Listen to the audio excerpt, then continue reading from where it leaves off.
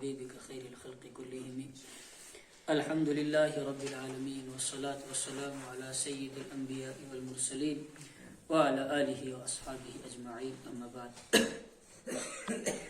أعوذ بالله من الشيطان الرجيم بسم الله الرحمن الرحيم وما خلقت الجن والإنس إلا ليعبدون ما أريد منهم من رزق وما أريد أن يطعمون إن الله هو الرزاق ذو القوة المتين صدق الله العظيم.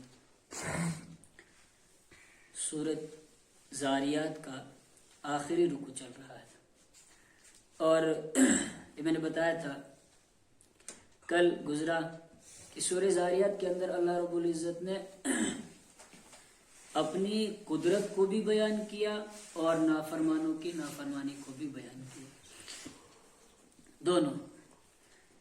کل ہم نے سنا کہ جتنے بھی نبی آئے رحمت عالم صلی اللہ علیہ وسلم سے پہلے جتنے بھی نبی آئے ان تمام نبیوں کو ایک ہی بات کرتے ہیں، یہ ساحر ہے، یہ مجنون ہے، یہ دیوانہ ہے. تو کیا یہ ایک دوسرے کو نصیحت کرتے؟ فرمایا نصیحت نہیں کرتے ہیں بلکہ ان کے مزاج میں ایسا ہی ہے.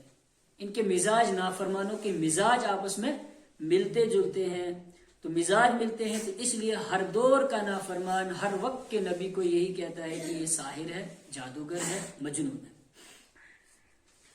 پھر آپ صلی اللہ علیہ وسلم سے فرمایا گیا کہ آپ ان سے اعراض کر لیجئے. تو اعراض کا یہ مطلب تولا، آپ اعراض کر لیجئے، ان سے منہ موڑ لیجئے. تو کیا منہ موڑنے کا یہ مطلب ہوا کہ دعوت دینا چھوڑ دیجئے؟ فرمایا نہ، دعوت دینا مت چھوڑیے، دعوت دیتے رہیے مگر ان سے الجھنا چھوڑ دیجئے.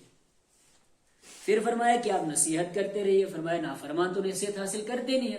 اللہ نے فرمایا نصیحت کرتے رہیے.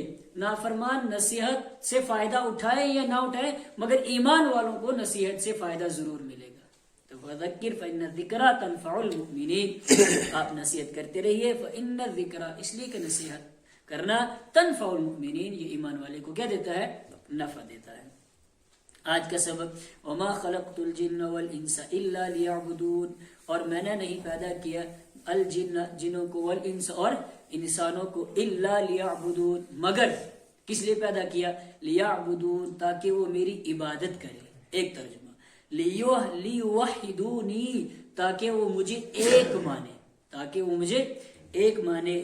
اور ایک اور تفسیر ابن عباس رضی اللہ تعالیٰ عنہ کی، لیعرفونی، تاکہ وہ مجھے پہچانے. میں نے جنوں کو اور انسانوں کو پیدا کیا تاکہ وہ مجھے پہچانے، تاکہ وہ مجھے ایک مانے. لیعبدونی، تاکہ وہ میری بندگی کرے، تاکہ وہ میری بندگی کرے، تاکہ وہ میری عبادت کرے. اب یہاں پہ چھوٹا سا اعتراض، طالب علمانہ اشکال اور اعتراض ہوتا ہے کہ اللہ رب العزت نے جنوں کو اور انسانوں کو اپنی عبادت کے لیے پیدا کیا. کس کے لیے؟ اپنی عبادت کے لیے پیدا کیا. اور انسانوں نے اور جنوں نے اللہ کی عبادت تو کی نہیں، کچھ کر رہے ہیں اور کچھ نہیں کر رہے ہیں، تو کی نہیں. اب یہ تو تخلیق کے خلاف لازم آ رہا ہے، تخلیق کے خلاف لازم آ رہا ہے. پھر تو اصل مقصد ہی فوت ہو گیا. پیدا کیا تھا عبادت کرنے کے لیے اور وہ لگ گئے کسی اور کام میں، تو یہ تو اصل مقصد کے خلاف لازم آ رہا ہے. تو اس کا جواب دیا. جواب کیا ہے؟ ایک ہوتا ہے کسی کو کسی کام کے لیے بنانا، کسی کو کسی کام کے لیے بنانا، اور ایک ہوتا ہے اس کام پر کسی کو مجبور کرنا. ایک ہوتا ہے کسی کو کسی کام کے لیے بنانا اور ایک ہوتا ہے اس کام پر کسی کو کیا کرنا. ایک چیز ہے کہ اس کو بنایا ہی اسی کے لیے ہے، اور دوسرا ہے کہ اس کام کے لیے کسی کو مجبور کیا جائے. اگر کسی کو مجبور کیا جائے تو یہ امتحان نہیں رہتا ہے، اور اگر اس کو مجبور نہ کیا جائے بلکہ اپنی رائے پر چھوڑ دیا جائے اور اس کے بعد اگر وہ اس کے خلاف کرتا ہے تو یہ حیرت کی بات نہیں ہے. کیوں؟ اس لیے کہ اس کو طاقت دی ہے، ارادے کا وہ مالک ہے. جب چاہتا ہے نیکی کرنا چاہے تو نیکی کرتا ہے، برائی کرنا چاہے تو برائی کرتا ہے. لیکن پیدا کیا گیا ہے کس کے لیے؟ اللہ کی عبادت کے لیے. وما خلقت، الہمہا فجورہا وتقواہا، انسان کو بنایا، اس کے اندر نیکی کرنے کی بھی صلاحیت رکھ دی اور برائی کرنے کی بھی صلاحیت رکھ دی. اب چاہے تو وہ نیکی والی صلاحیت کو استعمال کر کے اپنے آپ کو بلند مقام تک لے جائے، بلند مرتبہ حاصل کر لے، اور چاہے تو برائی کی صلاحیت کو استعمال کر کے ذلت و پستی کی غار میں جا گرے، لیکن بنایا کس کے لیے اس کو؟ عبادت کرنے کے لیے۔ مثال کے طور پر مسجد ہے، یہ مسجد کس کے لیے بنائی ہے؟ عبادت کرنے کے لیے۔ اب کوئی انسان اٹھے اور اس مسجد میں آ کر کے تماشا کرنا شروع ہو جائے، تالیاں بجانا شروع ہو جائے، قوالیاں بجانا شروع ہو جائے، اس میں کمی کس کی ہے؟ اس کی ہے نا، مسجد کی اس میں کوئی کمی نہیں ہے۔ مسجد کس کے لیے ہے؟ مسجد صرف اور صرف اللہ کی عبادت کے لیے ہے، کسی اور کام کے لیے نہیں ہے۔ اسی طرح انسان کے اندر نیکی کی بھی صلاحیت ڈال دی ہے اور برائی کی بھی صلاحیت ڈال دی ہے۔ اب انسان چاہے تو نیکی کرے، چاہے تو برائی کرے، لیکن بنایا کس چیز کے لیے ہے؟ اللہ کی عبادت کے لیے۔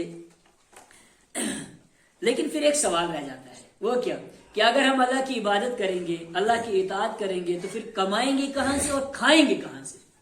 کمائیں گے کہاں سے اور کھائیں گے کہاں سے؟ آج سے 1400 سال پہلے بھی یہی سوال تھا اور آج بھی یہی سوال ہے کہ اگر اللہ کی عبادت میں لگ گئے تو پھر کیا کریں گے؟ بھوکے مریں گے۔ کمائیں گے کہاں سے؟ تو اللہ نے فرمایا ما اريد منهم من رزق، میں ان سے روزی نہیں چاہتا ہوں۔ ما اريد منهم، میں نہیں چاہتا ہوں ان سے، من رزق، روزی کموانا، وما اريد، اور میں نہیں چاہتا ہوں ان يطعمون، کہ وہ مجھے کھلائیں۔ کیا مطلب؟ اللہ تعالیٰ فرما رہے ہیں کہ میں چاہتا ہی نہیں ہوں کہ وہ روزی کمائے۔ جو بندے مجھے مانتے ہیں میں ان سے کہتا ہوں کہ تمہیں روزی کمانے کے لیے پیدا نہیں کیا گیا ہے۔ کیوں؟ دیکھو ایک گدھا ہے، گدھا پیدا ہوتا ہے اور پیدا ہوتے ہی اس کی پیٹھ پر کیا چڑھ جاتا ہے؟ وزن چڑھ جاتا ہے۔ وہ ساری زندگی کیا کرتا ہے؟ سامان ڈھوتا رہتا ہے۔ اب آدم کا بیٹا بھی یہی کام کرے، پیدا ہو اور اس کے سر پہ ٹوکری چڑھے، اور جب موت کا فرشتہ آئے اس کے سر پہ کھڑا ہو جائے اور پھر وہ ٹوکری اس کے سر سے اترے، تو پھر اس گدھے میں اور اس انسان میں فرق ہی کیا رہ گیا ہے؟ کیا فرق رہ گیا ہے؟ تو فرمایا ما اريد منهم من رزق، میں ان سے کموانا نہیں چاہتا ہوں، وما اريد ان يطعمون، اور میں نہیں چاہتا ہوں کہ وہ مجھے کھلائیں۔ تو پھر روزی ملے گی کہاں سے؟ فرمایا ان اللہ هو الرزاق، بے شک اللہ تعالیٰ وہی روزی دینے والا ہے، سب کو روزی دینے والا ہے، ذو القوة المتین، زبردست طاقت والا ہے، وہ زبردست طاقت والا ہے، وہ خود روزی دے گا۔ تم اللہ کی عبادت تو کرو، تم اللہ کی اطاعت تو کرو، تم اپنا ہر کام سنت کے مطابق تو کرو، اللہ تعالیٰ تمہارے ہر کام میں برکت دے گا۔